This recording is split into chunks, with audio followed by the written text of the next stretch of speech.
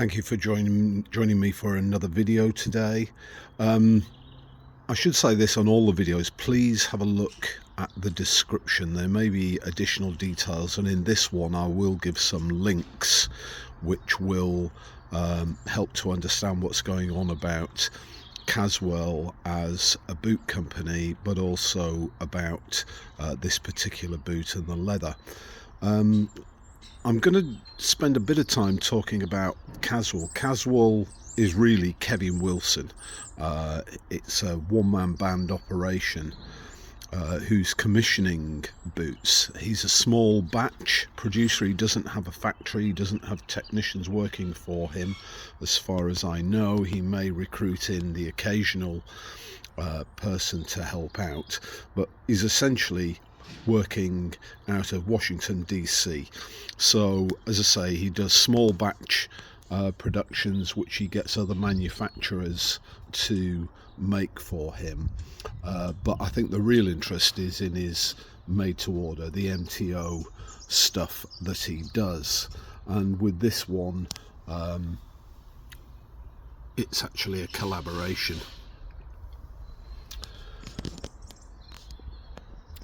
One of the great things that Kevin does, he's very, very keen on sourcing great leathers.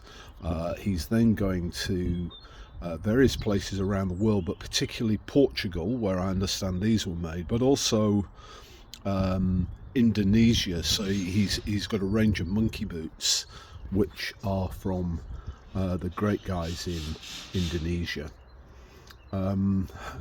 Kevin is really walking a very fine line.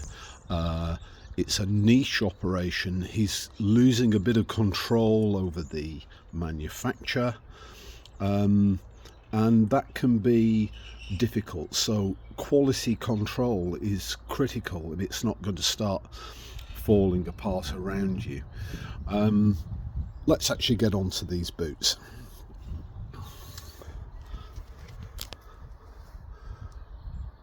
This is a collaboration, and please look at that link that I'll put down there to Nick English from Stridewise, his original video when he announced these. Now the thing is, wild boar, sometimes called feral pig, feral swine, are becoming a real problem in the southern states of the US, but actually spreading northwards as well. There's all sorts of reasons why that's the case. I'll try and put a link in for that if you're interested in the ecology of these things, but they're causing agricultural damage, they're spreading disease, and the thing is, with illegal transportation of these beasts, escapee domestic pigs, that there's some sort of epigenetics going on, a stealth gene whereby within 2 generations a domestic pig has really got all the characteristics of a wild boar. And that's important for these because pig skin for making boots, very, very difficult, and that's why no one does it. But even so, with wild boar, it's not easy. First of all, the hides are much smaller than a cow, for example. We're talking about 1/3 of the size of a cow, so that makes some difficulty. They've got very, very coarse hair, and in the tannery, that's the first problem they're going to have. Unfortunately, Kevin teamed up with Gallun, or is it Gallun, in Milwaukee, and they had a problem.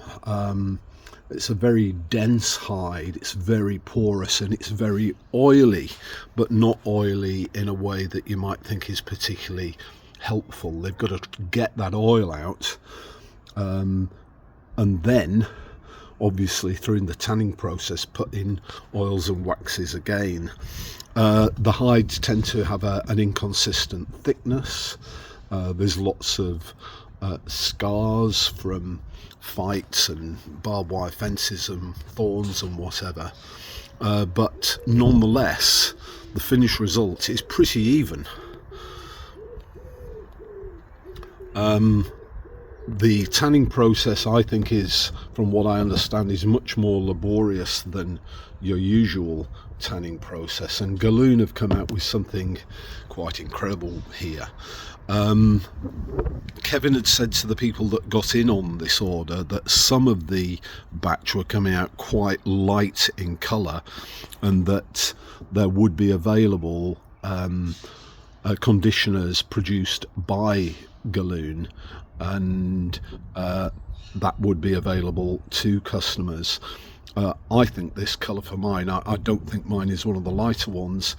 I think it's absolutely incredible. It's the camera is producing a pretty accurate idea of colour. It's got a sort of rich burnt orange to it. 360-degree Goodyear storm welt, all eyelets. I can't find any problems. This is where the welting changed, so it started around there, came all the way around and back, but that's not a fault. If I was going to be really picky, I would say this studded sole isn't up to day-night quality, but that is being unduly critical.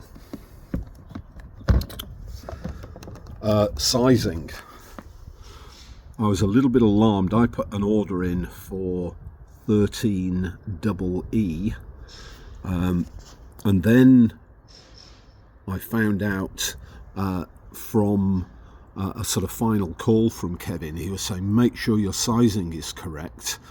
This sizing is very similar to Grant Stone.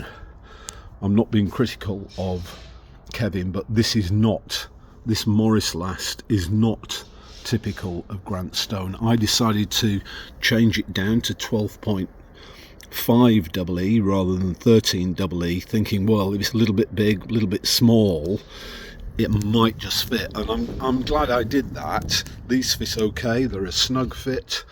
Grant Stone, no, these are fitting much more like Truman, even Thursday boots, Bourdon.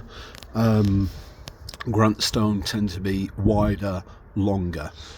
So I would say go for your normal heritage boot sizing. At most go down half a size, not a full size, as I would with Grant Stone. I'm getting inklings that there may be another rerun of this, but you've got to remember the tanneries,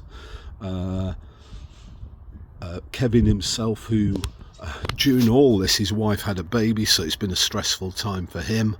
Obviously the manufacturers in Portugal, are they going to want to do it again? But keep a lookout at Caswell for another rerun of this leather. And finally, it's got a pigskin lining, so that is really to give it that sort of robustness for wearing. I will always be using a shoehorn to put this on because I don't want to damage that lining. Thank you very much for watching.